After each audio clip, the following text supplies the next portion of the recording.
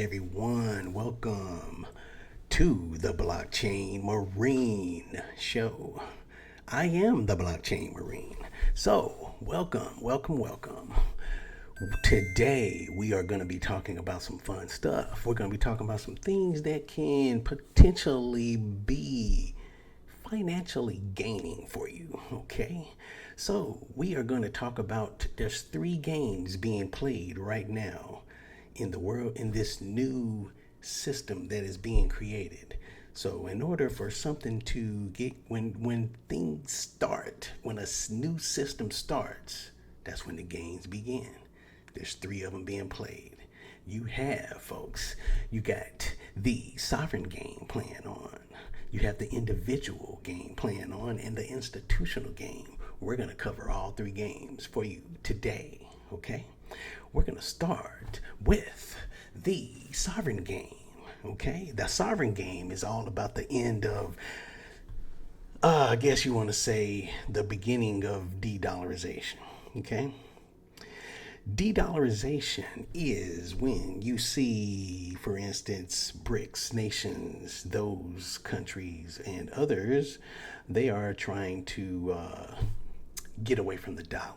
They're trying to do all of their trade and everything using their own currency, which I don't really blame them. A lot of this stuff goes back to all of the colonialism and things of that nature. Basically, you have players out there, and right here, even in the U.S., we always hear you got Democrat, Republican, and all of this stuff, but it's a 2-party system here in America, okay? Now, basically, we have been played on that part of it, but that's a whole nother topic. Maybe we'll cover that in another show. But basically, that is nothing more than 2 sides to the same coin. That's why for so long, nothing really has ever changed. No matter who got in there, all it is just a different side of the same coin. At the end of the day, it's all still the same shit. Okay? But what we're going to talk about is why these countries are doing this. Well, let me give you an example. When you look at the sanctions and things like that that's being placed on our countries like Iran and Russia, well, those countries don't really want to be losing all of their stuff because they make sovereign decisions for their own nation. Of course, not everybody's going to agree with everything that's done, so that's one thing that's weaponized is money. So when they basically took the SWIFT system away from Russia, they had to go and pivot. They had to go to do something else. So what did the West think was going to happen? That they were just going to sit back and do nothing? But I think there's a little bit more going on to this than what meets the eye. I can't help but think that there are players that actually want this to happen, okay? Because things are not always the way that they appear to be. Like I said, we're not going to get too heavy into that part of it. I might make another show for that. And I probably need to test the waters a little bit to make sure that the airways are ready for that deep of a dive. But that is what you're seeing with the sovereign game. You are seeing right now, I got some data here, okay? So, governments are moving away from the US dollar due to a breakdown in trust and desire for a neutral reserve asset, okay? Now, the key data that you need to be aware of is the foreign US debt ownership, okay? That foreign ownership of US debt has fallen from 60% in 2008 down to 31% today. That's a massive drop. This is concrete evidence of the trend. The BRICS alliance, okay? They are actively working on a new common currency with a potential 2026 launch. We covered that actually last week. And so if you missed that show, go back and watch the show from last week and you will understand and see my stance on that whole thing. I mean, great that you're gonna come up with another currency, but the one that they're coming up with, which is a CBDC, as I said, look at the other show. We're not gonna go into all of that today because we already covered that. Now, the why. The why is, I already explained it. Freezing of Russia's foreign reserves showed the world that the dollar can be weaponized. Okay? The end game. The end game is basically a logical conclusion that eventually I see everybody going to this. This little centralized game is going to get played. I'm curious to see how it's going to work out for Europe with their CBDC and BRICS when they come out with theirs. All of this stuff is going to come to light then. People will understand. But if you look at the last video, if you don't know what a CBDC is, it is very important that you do that because you need to know. Now, we talked about the sovereign game. That's what the sovereign nations are doing. That's the game being played there. Now we're going to talk about the individual game. The individual game would be you and I, okay? Now, while governments are fleeing the dollar, we have individuals running to it in its digital form, which comes by stablecoin. Now, stablecoin, just for those of you who don't know what a stablecoin is, a stablecoin is basically a cryptocurrency that is pegged to fiat. 99% of them are pegged to the US dollar. Okay, so while you have some countries that are doing the de-dollarization, their very own citizens right now are probably getting stable coins because, especially if you're dealing with a country like Nigeria, for instance, whose their currency, the naira, has dramatically lost value to the dollar. So in order to compensate for that, they get stablecoins. Stablecoins gives them a stable currency to work with because, I've heard of these nightmares before where you go and you buy something today and then tomorrow you can't afford it because the same thing that you bought today, because the currency's done dropped in value, you can't afford it. Yeah, that sucks. So I can understand why you would if you're going to have money sitting, you're going to want to put it in a stable coin versus that particular currency. Okay, that's the game that's being played on the individual side of this whole thing. Okay, now we're going to talk about some key data points on the individual game. All right, so now stablecoin volume. Stablecoin transaction volume in 2024 was 27.6 trillion with a T, exceeded Visa, MasterCard, all combined. Okay, that's how much volume is going into stablecoins. Okay, so now, as I already told you, over 99% of those stablecoins are pegged to the US dollar. Now we're going to give you a real world example on this whole thing. In countries with hyperinflation, I gave you one example, I'm going to give you another one, like Argentina. Over 60% of crypto transactions involve US dollar pegged stablecoins, okay? Now, what is the end game here? The end game is this is like pretty much like a grassroots effort and movement that is going from the bottom up. It's kind of stealthy. You're not really hearing a whole lot about it unless you research it. So now, basically, the dollar, the expansion of the dollar is these stable coins and all this stuff like that. What you're seeing, this movement, it is primarily running on the Ethereum network. Okay, so this is going to lead me to the next thing that we were talking about, the third game in this whole trilogy of games, the institutional game.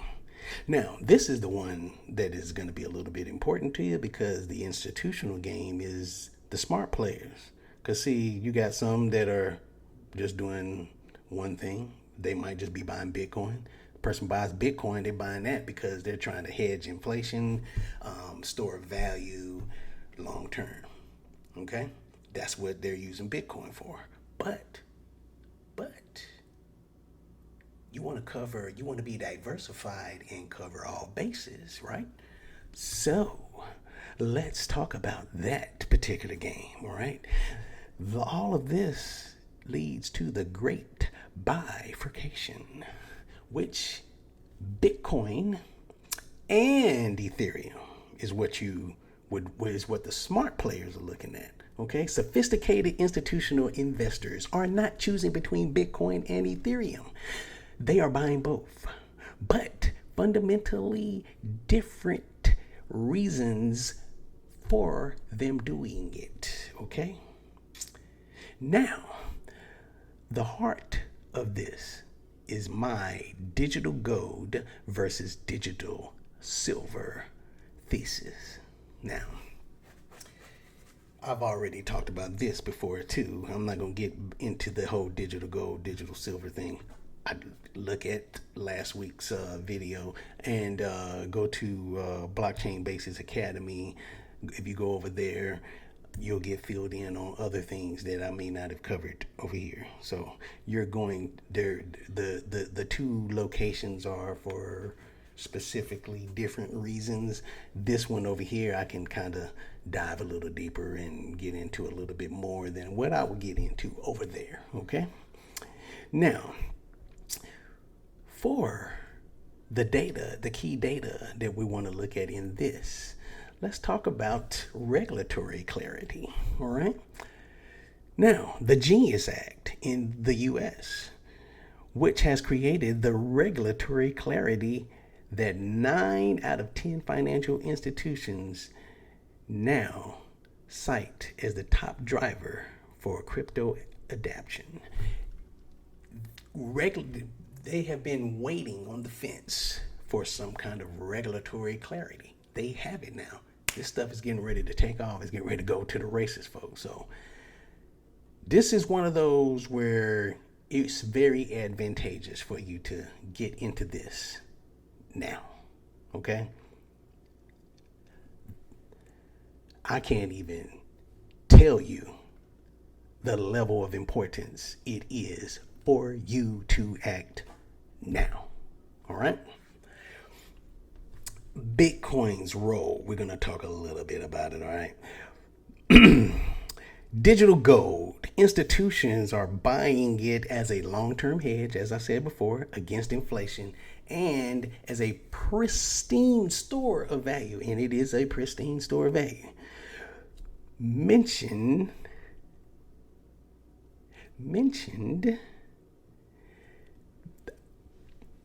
by over 130 companies are now putting Bitcoin as their reserve asset. Okay? You have seen this mentioned. If you've been paying attention to the news, you'll be seeing it every day. It's like a different company is following Michael Saylor's strategy at MicroStrategy. Now they call it strategy now.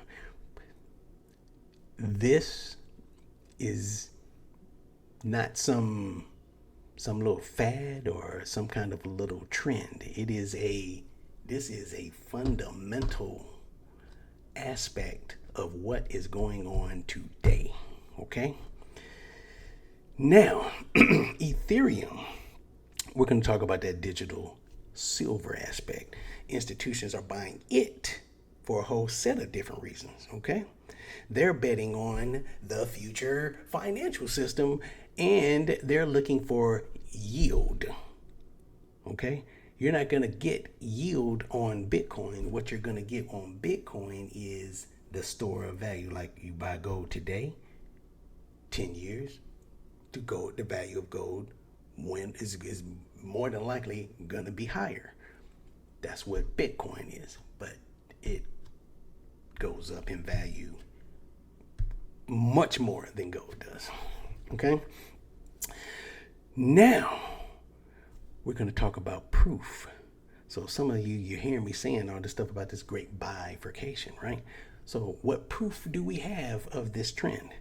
So now, the Ethereum to Bitcoin ratio is on a 35% rise. Okay, the Bit Digital sold like 280 Bitcoin. That was $172 million worth of Bitcoin. Okay, they did this so that they can accumulate 120,000 Ethereum. Now, over 10 billion in inflows into Ethereum ETFs also is happening because those Ethereum ETFs just got passed earlier this month and they are already rocking and rolling. So now let's correlate this to the S&P 500. So I talked about this as well a little bit, I believe on my other show. So now Bitcoin's increasing correlation with the S&P 500, it peaked at 0.87. Now, if it's at a 1, that means it is going perfectly with it. When the S&P 500 goes up, Bitcoin will go up. When the S&P 500 goes down, Bitcoin will go down. If it is at a 1, so it is at a 0.87, that is not far off from being at that 1. And if it is at a -1, then it's going to have a inverse relationship to it. That means when it goes up, this one goes down. So that's pretty much explaining what that means, okay? Now, before Bitcoin did not have, it wasn't really, it didn't correlate to the S&P 500. So it was actually a very good asset for diversification because you have an asset that's not correlated at all to the S&P 500. So therefore, when the S&P 500 goes down, you have an asset that is not necessarily going to go down because it went down. Okay, that's what that little correlation and that metric does. All right. So we talked about the 3 games displayed. So now you know the 3 games. So now how these trends affect you. They're all interconnected and you need to understand this stuff, okay? You have to understand it. If you don't understand this new technology, if you don't understand crypto, you hear all this stuff. You hear people, you might even know some people who are getting ahead because of crypto. And you're like, man, I want to get into it, but I don't. And then you might have had a friend that decided to get into it and they didn't know anything about it. So they got into it and they might have lost all the stuff. I'm hearing about people all the time. They're losing things. I mean, hell, I have myself when I got in it in the beginning. That's another reason why I do what I do right now. Is because I don't want to see that happen to people. Yes, I'm actually a very, very, very, well, at least I try to be anyway, to the best of my ability, a good person. The way I live is everything that I try to do, I do it in everything I do, this is what I seek out of it. The highest and best good of all concerned. If I do that, then I know that I'm leaning in the right direction. That's what I'm doing. That's why I created Blockchain Basics Academy. I created this, folks, for you.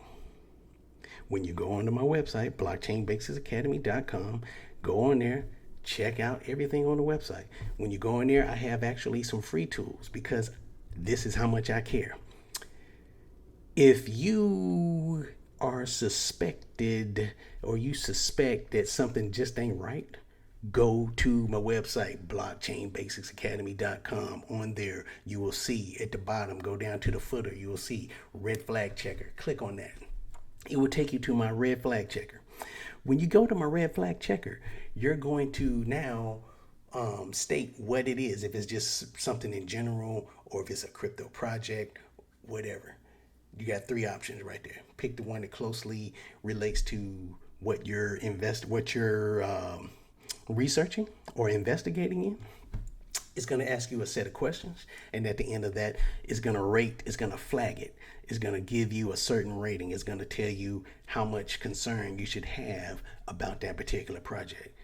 Folks, that right there alone is going to save somebody thousands of dollars from a scam, because they are out there.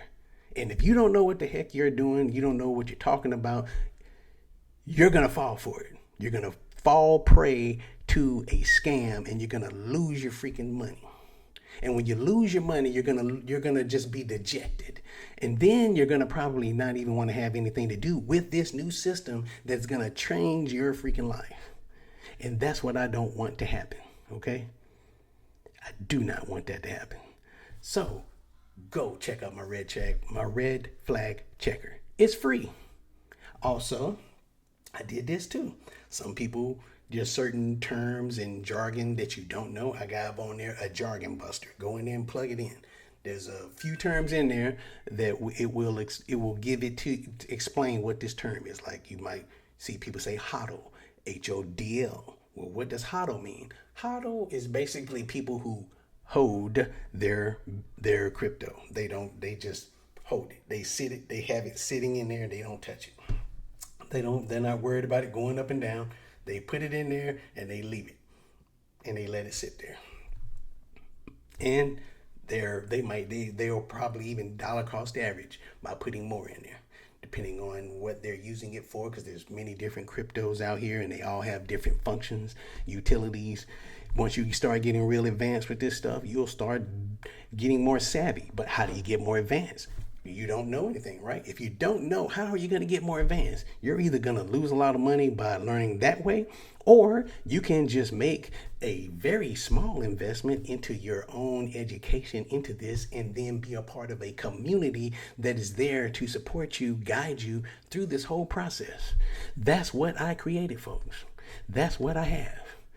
I even, one of my buddies, old friend of mine, he actually went in and looked at it. Hell, he went through the whole course. Dude's real smart. He went through it like that.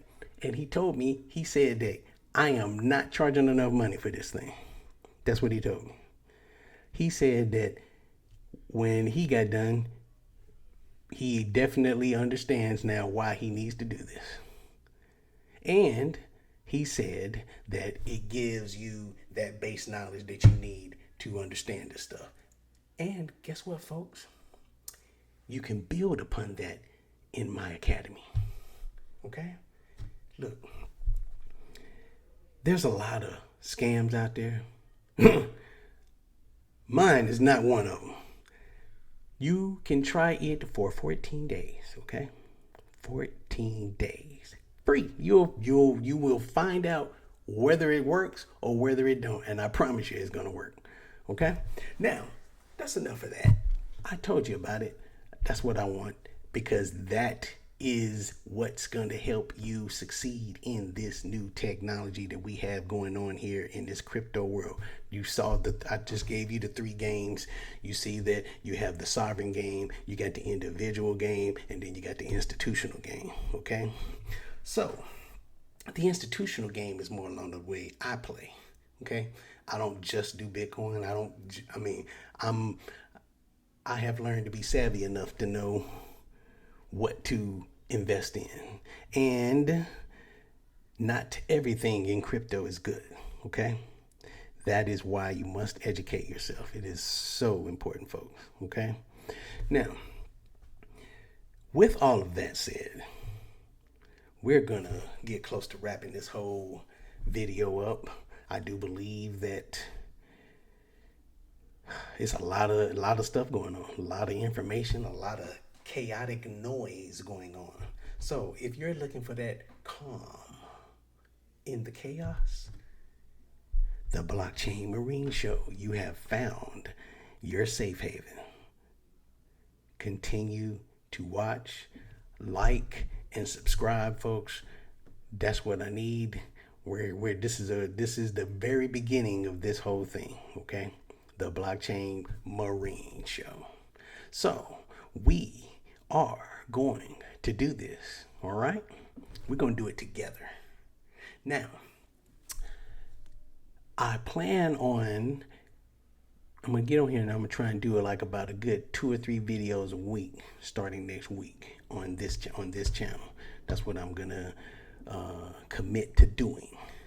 I got a lot going on. I mean, like I said, I just built Blockchain Basic Academy.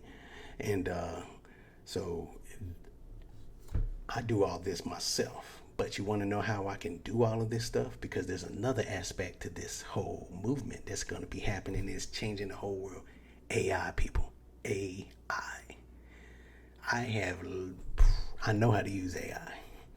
And that's another thing in my academy that I'm going to be helping people with is AI, because the tools that are in there they are AI tools. So that's what I'm doing, empowering people. There's more to this than just blockchain, folks. Get in there, go to my website, check it out for yourself. All right. Now, with all of that said, I think we're going to wrap it up today. And all of you, stay safe out here in this crypto world. It's dangerous. It can be dangerous. I'm here to tell you, I have been dejected. I have lost money. I've been embarrassed because I lost it. But you want to know something? If all of that hadn't happened, I wouldn't have had all the information and knowledge that I have to share with you, so that you don't have to do that. Okay? Now, with that said, we're gonna sign out and hoorah.